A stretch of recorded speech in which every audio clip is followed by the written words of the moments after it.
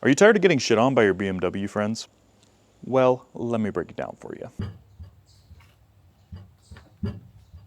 Well, you need a turbo to tell them to shut the fuck up. So today we're going to be covering the topic of you want to throw a big fucking turbo on your Volkswagen. Specifically the GTI, GLI, A3, Golf R, S3, pretty much all those MQB EA888.3 cars. So here's what you need to know. The GLI, the A3, and the GTI come with a stock IS20 turbo. The Golf R and S3, those both come with an IS38 turbo. The IS38 is a direct bolt-on to the GLI, GTI, and A3 because it's pretty much the exact same, it's just a slightly bigger exhaust housing. And it's able to make a little bit more power, and you can also run a stage tune 99% of the time for that type of configuration, meaning you don't need to get a custom tune. Now that's going to give you a little bit of a power bump, but nothing too crazy. You can expect to make about 400 wheel horsepower on ethanol, but if you want more, you're going to have to go with something like a hybrid turbo or a full frame turbo. Personally, I'm running an EQT Vortex, which is an IS20 hybrid turbo, meaning it's an IS20 turbo, bigger internals, bigger compressor housing, and is able to make more power. On 93 octane, my car makes about 450 wheel, and if I was running ethanol, if I had proper fueling, I'd be able to make about low to mid 500s. Now the Vortex also comes in an XL version that spools a little bit later, but it is able to make about like 10, 20, 30 more wheel horsepower. But to me, I like a slightly faster spool time than I do more power. Now, these are the turbos that I'm most familiar with, and I know a lot of people run. However, there are a lot of other options out there. There are other hybrid turbos like the Mambas, the TPCs, Ashari, I believe, makes some as well. And those can all do about similar power figures. Now, if you're wanting to make more power than like mid 500s, there are other turbo options out there,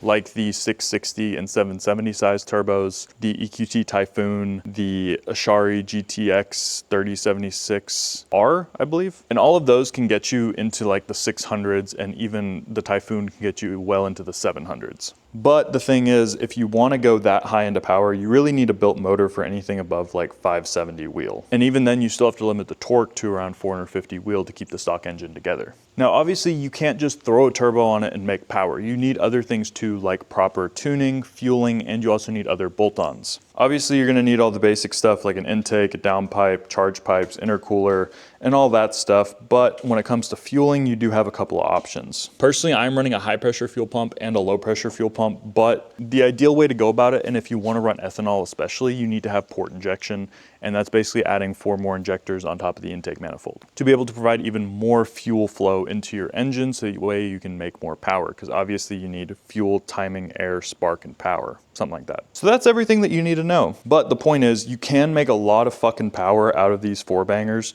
so if you have the money, you can do it.